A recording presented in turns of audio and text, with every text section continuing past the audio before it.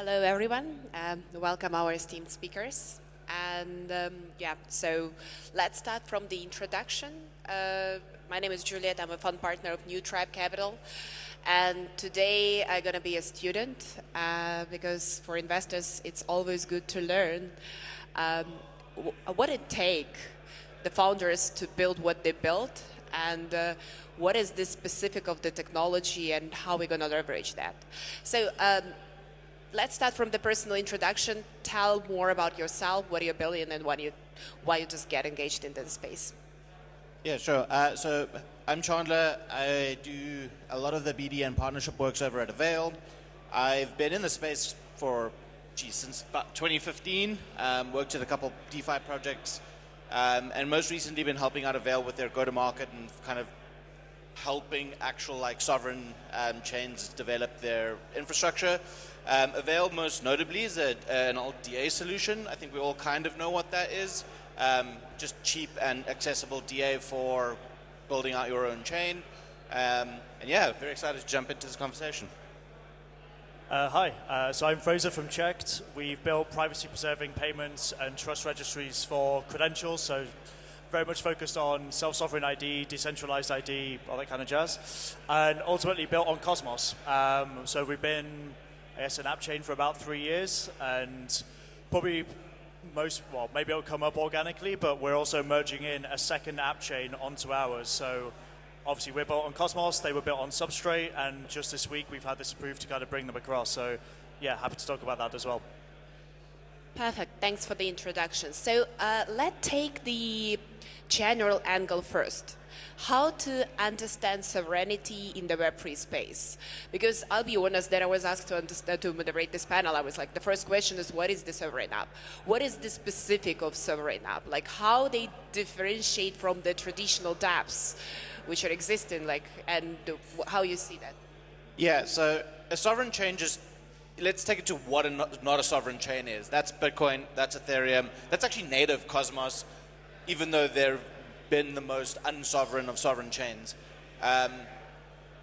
What it really is just taking components of that whole execution, data availability, consensus layers, and breaking them apart, and then being very specific of what you want to choose on different components of that. And then at the end of the day, really that just means taking ownership of what that component means. So a good example here is if you are a Cosmos ecosystem chain, but you want to use a different execution environment, how do you do that? Well, you actually have to be a little bit modular. You have to break those components apart, and then you get to choose exactly what that looks and feels like. So sovereignty just means the ownership of choosing the components that you want to put together. I kind of think of it as sure, if you want to buy a car today, you buy whatever car you can get, and that's totally fine. But if you're a little bit nerdy and you kind of like cars a lot, you don't mind tinkering with the car. That's that sovereignty, and you know how an engine works, you know how tires and brakes work, you know how clutches work, and you can take apart those components and put whatever you want in there and then have a little bit of a faster car. It's kind of ironic that the world's best tinkerers are also going to be running around Singapore later this weekend, which is kind of cool. So that metaphor at least translates well to that. I couldn't agree more. I often think about stuff visually, and for me it's if you drew all of these components and you put them onto a diagram, you could go top to bottom, and to your description, you would have control over every single thing, all the way down to network infrastructure layer. So exactly your the counter example to Ethereum, drawing all the way down onto Cosmos, we have control all the way down the stack up until we hit cloud providers or the validators. Everything else we decide what we bring in and out, which so to your point, it's way more control than you have elsewhere, which I guess probably the best example of who's done it recently or the last 2 years was DYDX. They wanted control all the way down and therefore migrated over from Ethereum to Cosmos. So as I understand, it provides, first of all, this a more accessibility to multiple functions, and of course it's a customized solution. So whatever you build, you got you can just deliver more functions, deliver more tools based on the infrastructure. So if we discuss it from your personal angle, so what made you to build something build a sovereign application in general, right? So what is the idea behind? Why did you choose Cosmos, for example? It's what is your personal story? weirdly, Elon Musk comes into this like quite early on. So when we were building kind of all the way down to the network, we were looking at the options of where we could build. We obviously had like Ethereum. We could have looked at Stellar, a few other places, Cosmos, Polkadot, yada yada. The thing that really brought us onto something sovereign that we can control was not having to share like either execution or data availability. And realistically at the time, because we started 3 years ago, it was not getting lumped in with all of the mess of Ethereum where like Elon tweets about like Doge and suddenly the network is massively congested.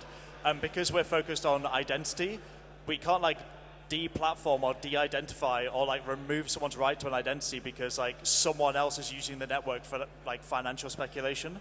So for us, it really was like control, and we didn't really have any other alternatives. Like we could have maybe ran our own private Ethereum option, but like at the time it didn't have proof of stake. It was still way behind. I'd argue it maybe still is. So for us, we technically had no other option. We had to go down this route. And I think even looking back, it was still the right choice. Like, I wouldn't have changed it at all. What about you? Yeah, I think from a personal perspective, looking at that landscape I think there was a point in time when if you were signing an Ethereum transactions, you were paying $100 per transaction. And this is slightly pre-Optimism Arbitrum launching.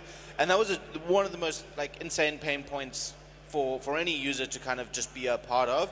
And it wasn't necessarily the $100 that was like the painful part. It was that there was no actual way of solving that and like no meaningful way.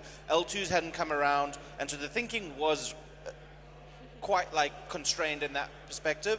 So that spurred me on to think about, okay, like surely somebody's figuring this out. And actually, ironically, the Cosmos ecosystem did a long time ago. It didn't get as much of the adoption there, but like it's quite funny. Like there's that like theory around everything evolves to eventually become a crab.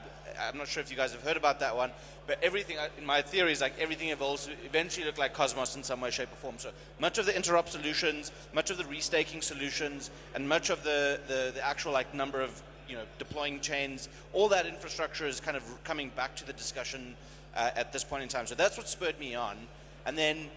The tie into like why I think this was really valuable for Avail is that once everyone has like a shared DA layer and or their versions of what that looks and feels like, really cool things can happen. Like you get amazing interop, you can get amazing shared security.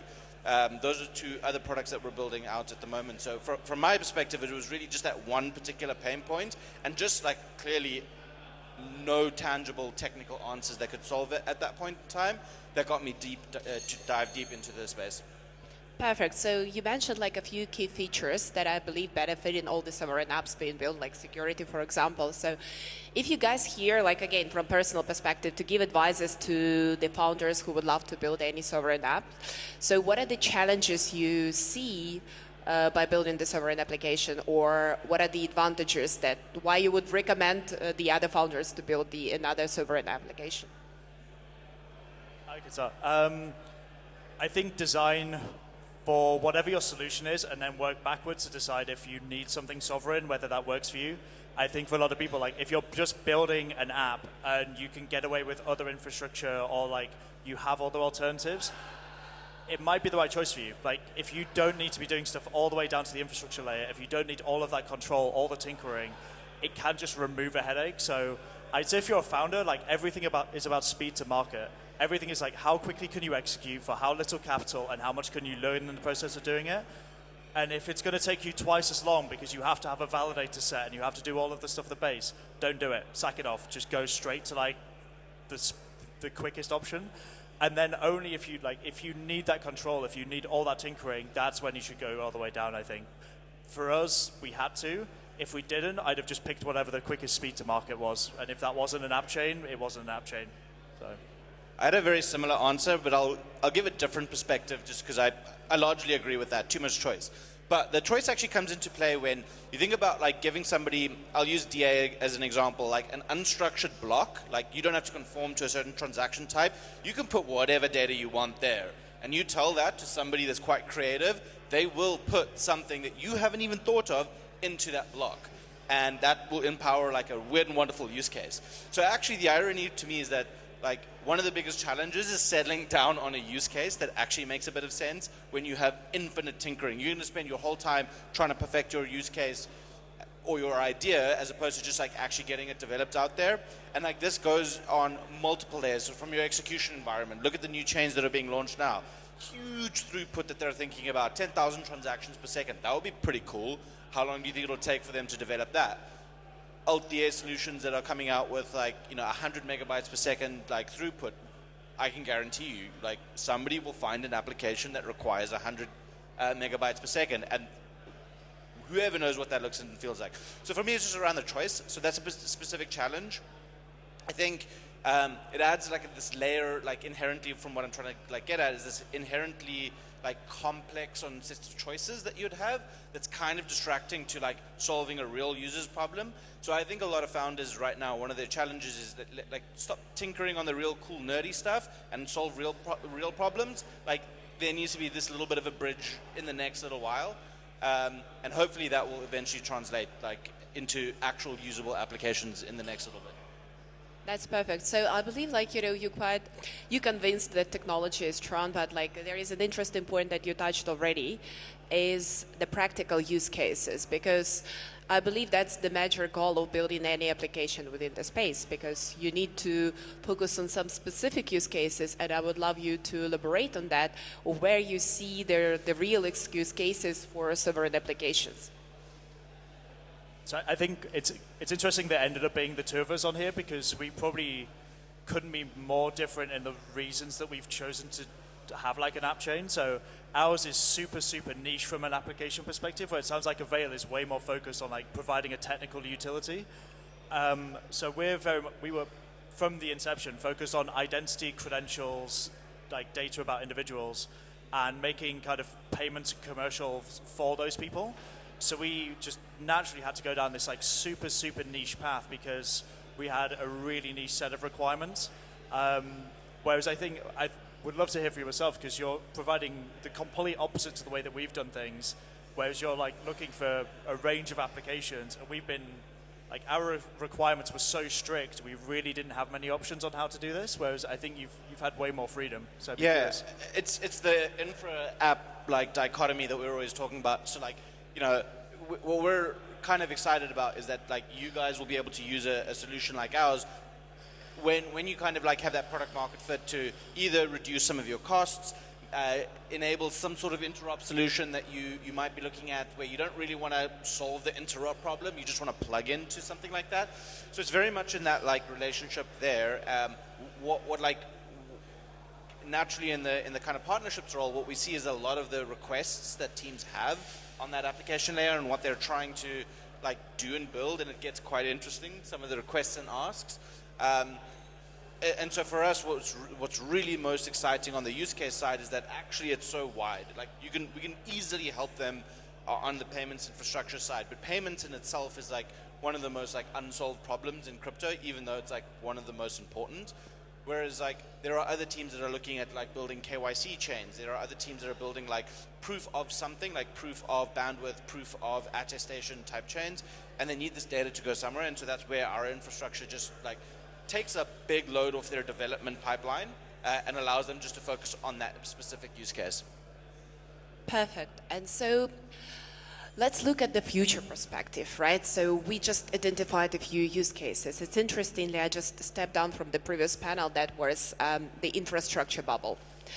And that literally means that we've got enough of infrastructure and it's the time to build the proper applications with the next 1 million users, right? So how do you see the way to bring those users in the space, and how you can see the real mass adoptions of the applications that are being built in the space right now?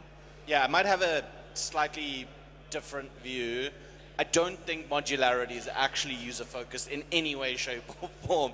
Like, you're actually making... No, but how we could change it, yeah. Because that's the way we are trying to solve, right? So you can't build just for the small circle of people who are built the same things, right? So because we need to go beyond the borders that are exist in the Web3 space, and just to get more Web2 users engaged. Yeah, so you're totally right. So I don't think it necessarily like directly implies that, but there is an indirect method. the more modular you make your ecosystem, it might make the choices of the type of infrastructure that you want to end up building for an application developer to start picking and choosing. And so the cost of deploying a chain 5 years ago was like a couple $100 million. It was fine because each token generating event made billions.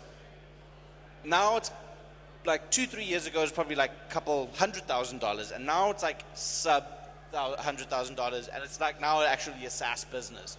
So you're going to really reduce the costs on that perspective. So launching chains becomes so much easier, and then you can get teams that are building specific instances that will like really try and find the next like little bit of like product market fit. And I would take a bet that like you can have a panel of 100 people here that all think that they know what the next product market fit idea is, but most likely we don't, because like you're going to have some breakout success of something that no one saw, and then immediately people are going to like try and figure that out. That's only enabled when it gets really cheap to like experiment, to play around, to like figure out things. So going from like, $100 million to like basically $10,000 a month to run a chain, now it becomes attainable for like the smaller type developer to go and play around with. And that for me is where that eventually then solves users' problems. The reduction in that cost to deploy. No, but where do you see the real mass adoption? So it's like a retail users, or it's more like on an institutional side? Because like, yeah, you mentioned they're solving the real problems, right? But are they like a big users from the institutional, or are you gonna like, are you targeting like some retail user who we need to target right now? Honestly, Fraser's the guy that's targeting those exact users. His exact solution is it. And I was on a panel earlier today where I explained that exact thing. It's like, I want to buy my coffee. That's what I want to do. Like, I don't care how that happens. I just tap a piece of plastic and that happens, right? That for me is like solving the real user case, which is fundamentally payments. And payments, like credit card payments are great and all, but like payments can also be salaries, it can be services, it can be invoices. There's many ways to do payments. And I'm sure you know that better than I ever will. But fundamentally, that's like the use case. That would be a really good example, and probably, arguably, one of the most important. So I think to answer it in two parts. So what's going to get us there? So I totally agree with your point about modularity. Like, it is not user focused in any way. It's created loads of problems that weren't there previously. When you're on a monolith, I think the answer is ultimately going to be consolidation and like competitive destruction. I think like we're going through this at the moment where we're technically acquiring another chain and bringing them across, where we've been both working in similar spaces. They're working on substrate. They focused on like users and software as a service above the network, and instead we focused at the network layer. So they're now basically we're merging them across. They're sunsetting their entire network. We get all of their traffic, all their history, and we get their future traffic and clients on our network as well as of other partners, because basically it is just creative destruction. We're now merging the two together. And then we look at other modules that we brought on in Cosmos. So we're bringing across like fee abstraction from Osmosis. There's stuff we brought across from Stride. Obviously we get access to like stablecoins from Noble. And all of that basically is just picking and choosing bits and pieces. And I think in the future we'll probably look at either CosmWasm or EVM to bring that across as well. Which then means like, do we get that from another chain? Is that Evmos or Canto? Or do we just do it ourselves? Because we can bring that across. And then over time, I think what's going to happen is chains will just die. Like, one of the things that I think is going to be fascinating is this whole like Ethereum layer 2 thing that's going on right now. Someone eventually is going to win that. Like, or it's going to collapse down from where it is now massively. So then, obviously, that's just like liquidity concentrate. Everything starts getting simpler because you're messing around with less chain abstraction. To then go to your second part, which is like, where is the adoption going to come from? We think businesses. We think like it's not going to be individuals doing stuff. Like, they won't even know they're running on anything on Ledger. If we look at our partners, they're issuing credentials to thousands to millions of people. They have no idea there is any blockchain under the hood of any of this, and they shouldn't. So I think rather than it being an individual retail choice, for me, it's going to be driven by businesses and institutions at scale. Like, to close that out, one of the reasons we want stablecoins on network is businesses no longer need to worry about not unregulated, but like a token that isn't regulated in certain industries, because they can just start holding stablecoins that are micro-regulated in Europe or USDC in America, remove that exposure, but it's all focused on businesses because the scale is just there. Like if you look at, obviously Ton is maybe a bit of a different example, but I think it was Grab that just embedded a wallet inside their application, and suddenly you're looking at millions of users. It's all driven by businesses that have the scale and distribution channels already. That personal view anyway.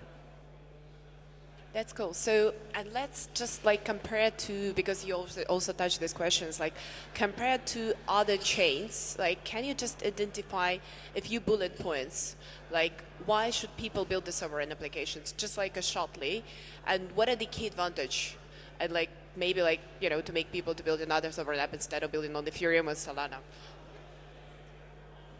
Sorry. The audio in here is terrible. Was the question why Cosmos or why specific tech over Solana, over... Yeah. I would say that thing around composability. I think there is some amazing stuff that's been built. For example, I have not seen anywhere else in any other ecosystem someone build fee abstraction, or if they have, I'm not aware of it. And so the ability to have someone holding anything and pay for fees in another denomination without having to think about it, I haven't seen elsewhere. And so the fact that we can like have that, and like IBC obviously, which no one so far has had much of an issue with, it's those bits and pieces where the engineering in Cosmos is really, really solid. And that's before you even get to things like Landslide, where I think they're marrying Cosmos SDK with Avalanche's consensus mechanism. So suddenly you get all of the engineering benefit of Cosmos with the throughput of Avalanche, and you can still make that swappable in future. I think that's the real benefit of, I would say Cosmos over other changes is the engineering. Like, for me, that's what it is. Yeah, I agree. The bullet point is you buy a 4x4 to go off-road, you buy a sedan when you have a family, and you buy a little hatchback when you live in a very busy city. What that means is you have your specific use cases, and there are certain, all these things are called cars, and they're optimized for their use cases. So you choose based on what your use case is. Perfect. I guess it's an amazing wrap up of this panel. Thanks a lot for joining this panel. Thank you. Oh, Thank you very much. It's a pleasure.